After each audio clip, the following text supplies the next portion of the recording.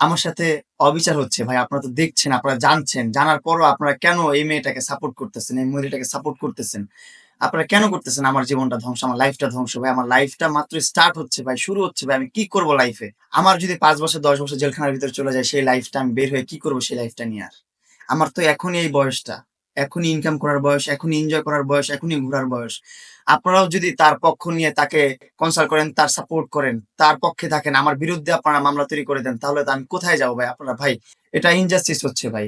Please ভাই, আমার কথা জড়ায় যাচ্ছে। আমি আমি খুব টেনশনে আছি, খুব টেনশনে আছি। আমি মানসিকভাবে খুব প্রেশারে আছি, খুব চাপে আছি।